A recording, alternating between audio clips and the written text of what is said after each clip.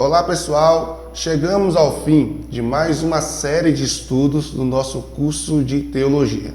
Desta vez, a série de estudo que retrata sobre os livros poéticos. Em seguida a essa série, veremos os proféticos. Eu sou o pastor Patrick Ribeiro e esta é a aula 6 dos nossos livros poéticos. E antes de começarmos a nossa aula, quero contar a história de uma jovem, filha mais velha da família, e pelo fato de ser filha mais velha, era responsável de cuidar da maior parte do serviço da casa, tinha que cuidar do rebanho da família, dos cordeiros, das ovelhas, tinha que trabalhar na vinha do seu rei, que no caso o rei vamos chamar de Salomão. Um dia, um estranho partiu daquela vinha, prometendo voltar. E ela creu nele, confiou nele e esperou o cumprimento da promessa. Aparentemente, ninguém mais na vila o esperava. Ela esperou por muito tempo e frequentemente sonhava. E certo dia, não é que ele voltou mesmo? E quando voltou, com muita festa e uma gloriosa procissão, proclamou a esta jovem ser esposa dele a partir daquele momento. Esta é uma forma de ver o livro de Cantares, o encontro de um esposo com a sua esposa, que começa com ar bem romântico. Outra interpretação dada é que a Sulamita era noiva de Salomão, e alguns argumentam que deve ter sido filha de Faraó, outros que era a bela Abisag, com quem Salomão possivelmente casou no começo do seu reinado. Há muitos questionamentos de quem propriamente seria esta jovem Sulamita. Bom, se é Sulamita, nós, logicamente, irmãos, vamos perceber que é de Sunem, ok? Da terra de Sunem. E Sunem era uma aldeia na encosta, bem perto de um pequeno Monte Hermon. Não sei se vocês lembram da aula de geografia bíblica, que nós falamos do Monte Hermon, onde nasce ali as correntezas, que desce ao Rio Jordão. Então fica lá no sudoeste de Israel, né? Então Sunem fica naquela região, e este livro de Cantares foi escrito para falar acerca do relacionamento de uma jovem desta região que havia se casado com um rei. Então, entraremos agora no livro de Cantares de Salomão, porque é o livro que vai estar falando sobre isso. Então, o autor é Salomão, a palavra-chave é amado, o versículo-chave é o que está escrito no capítulo 7, verso 10. Eu sou do meu amado e ele tem saudade de mim, exatamente porque esse amado parte e depois volta. E a tradição dos judeus afirma que Cantares foi escrito ainda na juventude de Salomão. Isso nos dá base para dizer que foi com uma das suas primeiras esposas, ou a primeira esposa, como alguns até afirmam ser Abisag, uma das primeiras esposas do rei Salomão. Mas o fato é que ainda não há uma definição quem seria essa Sulamita. O mais concreto que podemos afirmar, esse livro precisa ser lido num tom de romance, num tom de namoro. Por isso, sejam bem-vindos a essa história de amor que nós estaremos contando nesta aula. Salomão não escreveu apenas o livro de Cantares, né? Nós sabemos que ele escreveu livros de Eclesiastes e Provérbios, mas esse tem um tom especial, pois fala ali do início do seu reinado. Então vamos ver algumas características deste livro que Salomão escreve. Foi escrito por alguém que amava e era amado. Ao longo da história do cristianismo até teve discussões, porque alguns acreditavam que esse livro não poderia estar entre os canônicos por se tratar de uma história de amor e de ter dentro desse livro a vida amorosa entre um homem e uma mulher, em a vida íntima, inclusive usa expressões como peitos, que era muito ofensivo no aspecto daquela época. Então houve muita controvérsia, mas graças a Deus esse livro está entre os livros canônicos, porque é onde hoje está servindo para usar como base para melhoria do casamento e dos relacionamentos, né? Nós vemos que a Bíblia também trata sobre todos os assuntos, obviamente iria tratar sobre um tema tão romântico e tão amistoso que é o amor. Por isso que o livro fala de amor, de companheirismo, de romance, de poesia. Só que é detalhe, não se trata daquele amor platônico, onde um homem está apaixonado por uma mulher ou vice-versa e a pessoa pela qual se apaixonou não corresponde. Não, aqui existe sim uma comunhão entre quem ama e também ser amado. Então existe uma resposta, não é aquele amor platônico. Então por isso que ele serve sim para se inspirar no relacionamento entre um homem cristão e uma mulher. O livro de Cantares vai trazer exatamente para nós sessões onde vai nos dar muito bem o propósito, e é muito perceptível ver que Cântico dos Cânticos, que é um nome dado a esse livro também, vai falar sobre um romance misterioso. Cantares vai superabundar em metáforas, linguagem figurada, e isso é muito típico do estilo oriental, trazer verdades embutidas em algumas palavras que às vezes é até difícil de ser interpretado. Então, não podemos entender que Salomão, ao escrever esse livro, ele estava ali imaginando um amor. Pelo contrário, esse livro apresenta o relacionamento entre o rei Salomão e esta jovem sulamita. Tem o propósito de mostrar que, assim como na vida terrena é preenchido pelo amor conjugal, a vida espiritual é preenchido pelo amor que vem entre o Senhor e o relacionamento daqueles que o servem, daquele que o busca. Mostrar que o amor é lícito entre um homem e uma mulher e é um poema de Deus e deve ser vivido com intensidade. O amor conjugal precisa ser vivido em todos os seus aspectos. O livro também apresenta para nós que, embora seja uma história de amor entre Salomão e a sulamita, um homem e uma mulher, serve para retratar o amor puro entre Deus, o Javé, pela nação de Israel e de Israel por ele, e o amor de Cristo pela igreja e a igreja por Cristo.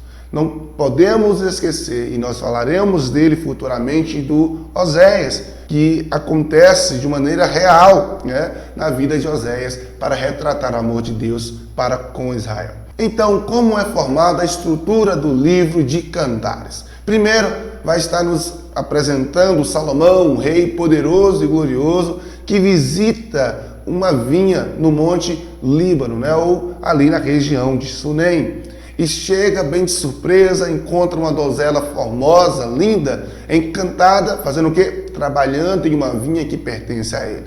Porém, nesse primeiro momento, ela foge, mas ele vai atrás, ele visita ela de novo, e agora disfarçado de pastor de ovelha, e persuade esta jovem a se casar. Olha, eu vejo até os coraçõezinhos nos olhos desses dois.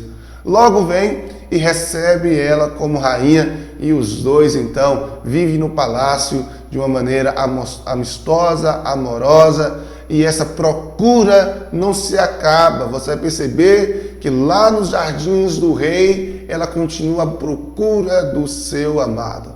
Então, a estrutura geral do livro é isso, em que Salomão visita uma das suas vinhas lá na região do Monte Hermon. Ele encontra essa jovem que foge, ele vai atrás, disfarçado de pastor de ovelha, encontra, convence ela a se casar com ele, e eles voltam para o palácio e vivem felizes para sempre.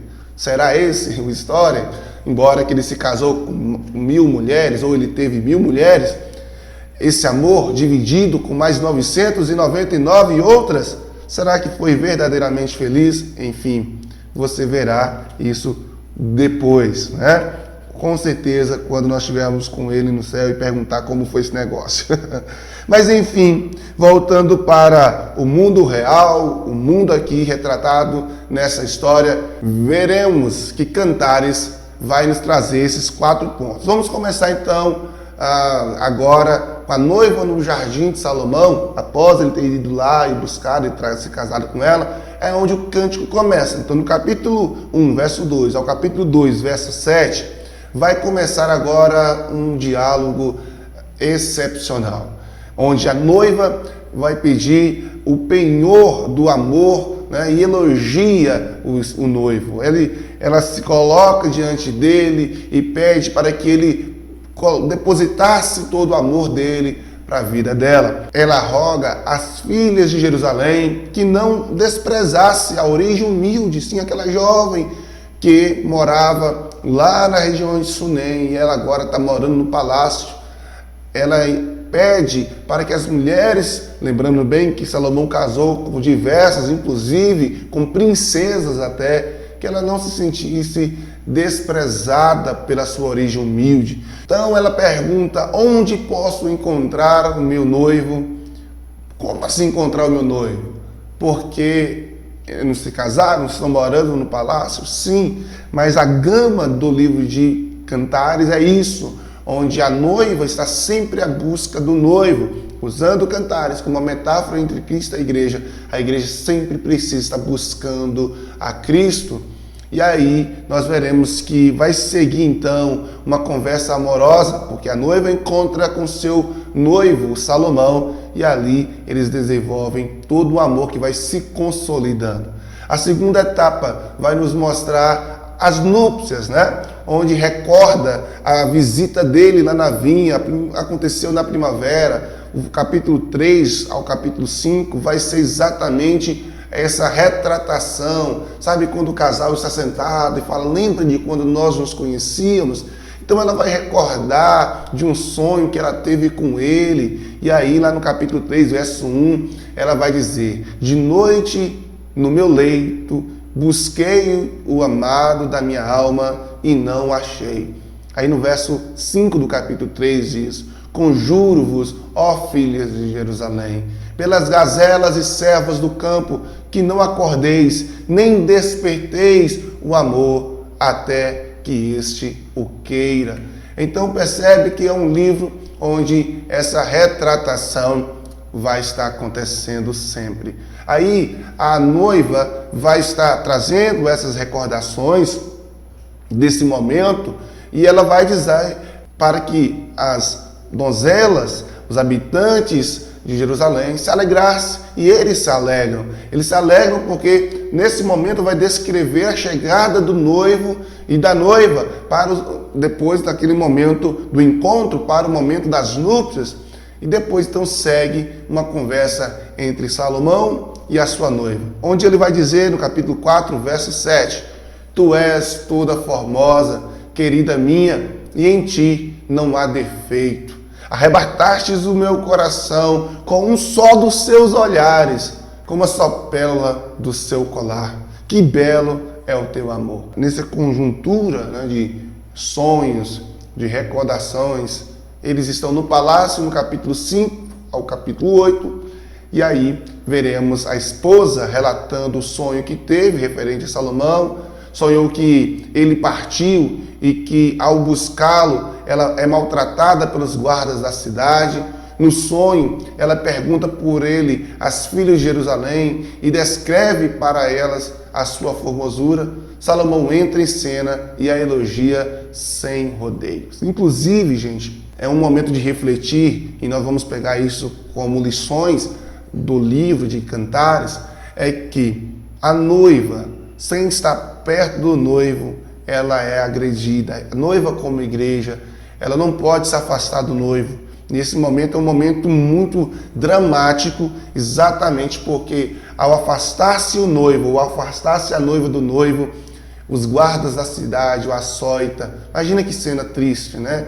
Mesmo sendo rainha, ela, por estar longe do noivo, ela sofre. A igreja sofre por estar longe de Cristo. Então, as lições do livro vai retratar a pureza do amor, onde o amor conjugal não pode ser visto como algo imoral, ao contrário aos padrões da vida de santidade. Então, muita gente tem muito ainda pudor depois que se casa, às vezes na relação sexual, com muitas dificuldades, às vezes, de ter uma relação saudável, porque é cheio de padrão, é cheio de traumas, é cheio de circunstâncias que aconteceram no passado e não consegue se desprender para ter uma vida íntima, né, tranquila com o seu cônjuge. Então, por isso que este livro tem um grande dom de colocar o amor conjugal em seu devido lugar, evitando extremos como luxúria, né, e o asceticismo de outro. Então, o livro ele foca em trazer, olha, um padrão de relacionamento é esse.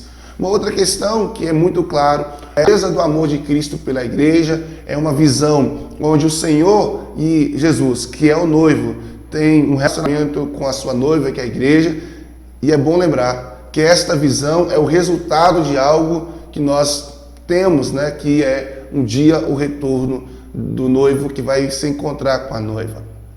Efésios capítulo 5, versos 25 ao 27, vai estar falando desta obra de Cristo em favor da noiva. Inclusive, Paulo vai dizer: vós, maridos, amai as vossas esposas como Cristo amou a igreja e a si mesmo se deu por ela. Então é esse o favor do noivo para com a noiva.